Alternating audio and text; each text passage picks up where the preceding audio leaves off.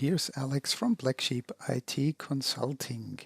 It is June 2026 and Siebel 26.6 has just been released, and as a part of this, the so-called monthly update pre-assessment report, or the monthly update.jar file, that has been very recently introduced in 26.4, if I'm not mistaken. This one has been enhanced. So it's a good exercise to just run it again. So this environment here, I have just updated to 26.6. So let's just verify that with the Siebel version.properties file. So yes, indeed, it's just updated to 26.6. And as part of this, of course, I got the new binaries, and I also updated my Siebel tools. And with Siebel tools, I created a integration workspace. That integration workspace I created for testing purposes from main, but not from the latest main, but from main 19, which was the result of a repository upgrade, then called repository upgrade and not update, 24.4. So it's more than 2 years old, the state of the repository in this main workspace. So that gives me a good, two plus years of delta that the report will hopefully find and help me analyze to prepare for a repository update to 26.6. Of course, all the time assuming I haven't run it already. So you notice in this database I have run the repository update recently to 26.3, but I want to test it out, so I go back all in time to 24.4, which is a little trick. And I've created this integration workspace, and I put this integration workspace into a file which is basically a copy of the setup ini file that you have to use for the post-install database setup. And that one has 2 lines. In addition, the parent underscore WS, parent workspace. Here I have the name of this integration workspace, that it will basically create a temporary developer workspace inside this one and run the assessment. Basically a dry run of the repository update. And there's a references check documented. I set it to all, not just critical, so it will be a richer report. And what I want to do is see the new features of the report utility, which is, for example, a schema comparison. So let's check it out and let's run this. So I got a run command here.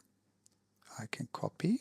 Notice it points to that ini file, and it's basically a Java, use the Siebel Java jar, execute that jar file with the passwords for the table owner and admin user, and the input file and the timestamp that will be used for the folders, for the log folders. So let's see if I got everything right. And it is running, and it has recognized the current version of my more or less experimental integration workspace 24.4. It identified the target version 26.6, and it creates that workspace already. Dev sadmin runs on the sadmin, of course, with a timestamp, and that workspace should be already visible here. Mind you that my Siebel environment, the Siebel server, is not running, so that's why I use Siebel tools. And that's the workspace already. So it will use this temporarily and insert, well, do the same batch operations and insert all the delta between 24.4 and 26.6, so very big delta, I guess. And then produce the report and then remove that again. So it will not alter your repository in any way. So let's just keep it running, and I'll report back when the report is finished.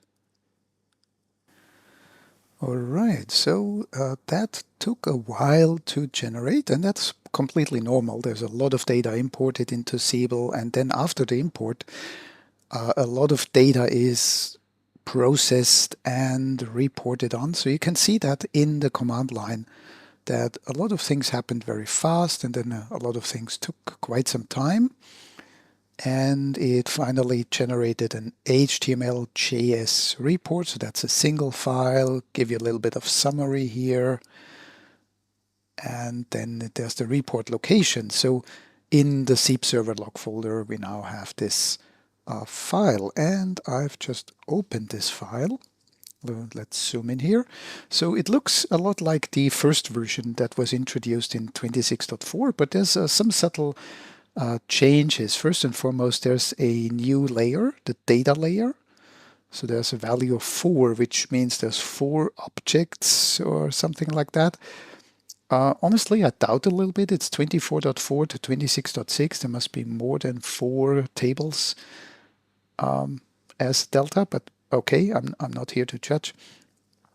And also I note there's a language drop down. I have 3 language packs in this deployment, so definitely French and German are available as languages, which is a nice touch. So internationalization is happening. And the report itself has the complete summary by object type. So indeed, table is here.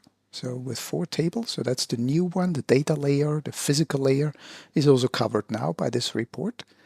The critical summaries are really just 11 objects that are really critical to look at, which is normal for a vanilla to vanilla, almost vanilla to vanilla repository update. In real life, in a highly customized customer environment, these numbers will be much higher. There will be more rows in this table. I'm definitely sure of that. And then we have the by category view, which we already know and love, which allows us to search or to filter by object type. So let's pick something menu. Okay, there's informational.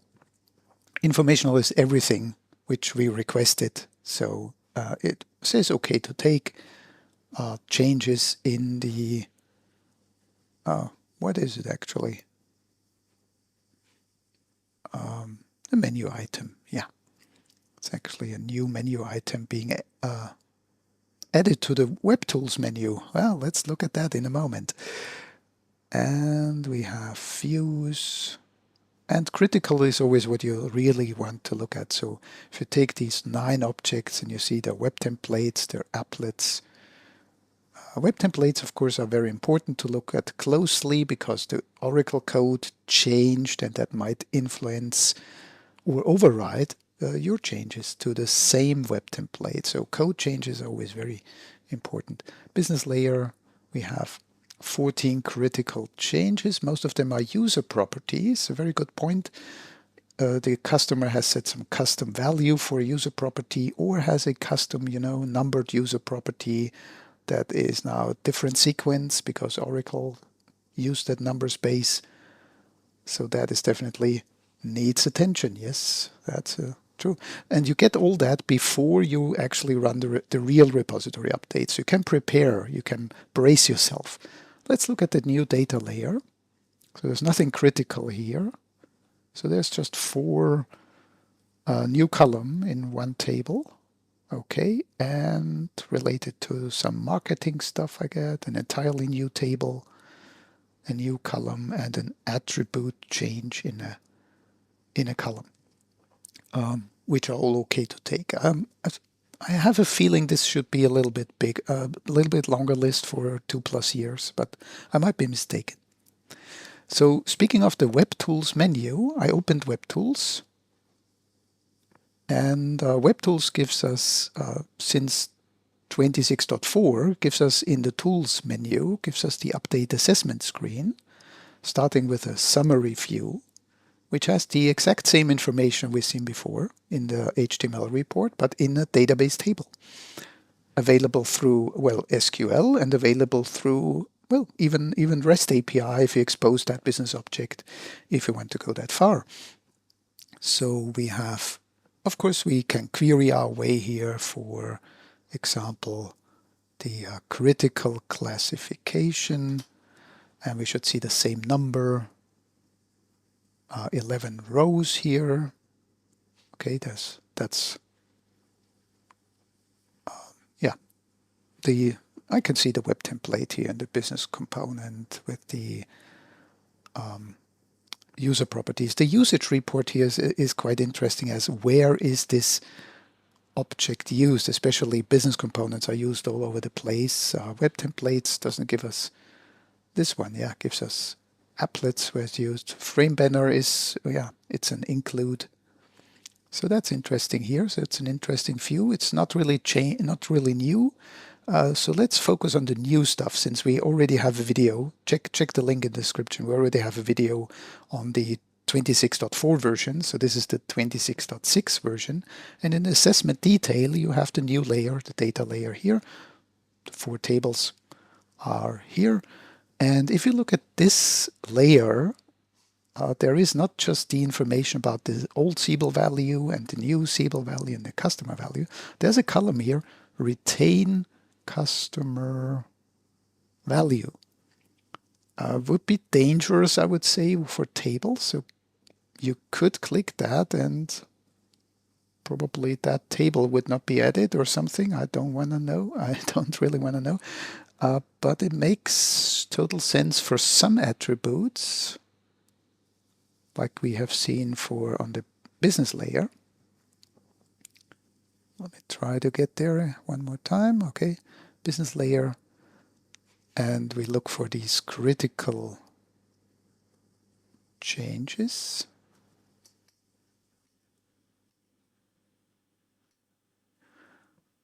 Then we have these user properties. So for example, we can decide while we're looking at the assessment data. So bookshelf is still pending at the time of this recording. But you can see I have a namespace here, which is used for the OCI AI integration with service request attachments. And it would be overwritten by the vanilla Siebel value, so the new Siebel value. And it would make sense here to check retain customer value here for this, and maybe for all the others too. And that would hopefully preserve, I shall test that, that will hopefully preserve when I do run the real repository upgrade. So I would not have to do it after the fact, which means you can do it in another place, which is this SIF attribute differences view, which you can use when you do the real repository update. But the workspace, of course, is contained, so you're not changing anything, but you have a similar flag there. So this is also new. This flag is new. So we have basically 2 new things. We have the data layer, and we have this retain customer value flag. And with that, I wish you a happy monthly update and a successful assessment report in 26.6 or higher. Take care and bye-bye.